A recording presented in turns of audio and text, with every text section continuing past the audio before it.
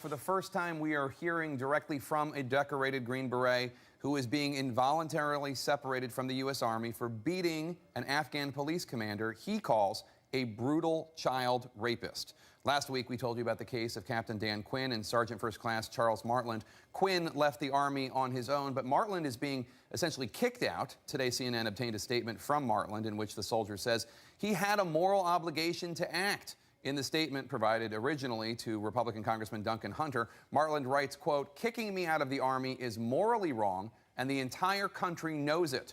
The alleged rapist whom he confronted is a U.S.-backed Afghan police commander who had allegedly tied a young boy to a bed and raped him repeatedly for up to 2 weeks, according to the boy and his mother, as well as according to other police commanders. Captain Quinn was with Martland when they physically confronted the rapist to send him a message, they say. Sadly, it was not the first time the soldiers had heard of this kind of abuse in this village, but they say they had previously been told by higher-ups in the Army that it was an Afghan matter and that there was nothing they could do about it.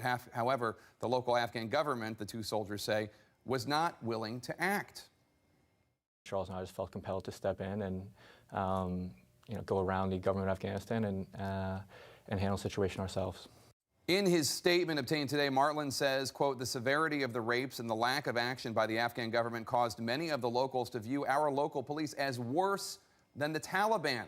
Both Martland and Quinn were relieved of their duties after the incident. Congressman Hunter has written to the Secretary of Defense, but without intervention by the Secretary of Defense or by the White House, Martland's 11 years of service, which include 2 Bronze Stars having been earned, will end on November 1st. The Pentagon denies any policy telling soldiers to turn a blind eye to sexual abuse. Today, I asked the President's Deputy National Security Advisor, Ben Rhodes, about Martland. He couldn't comment on the case specifically, but he did say this. Well, Jake, I don't want to comment on issues that have to be resolved in the chain of command. That would be out of keeping with established practice.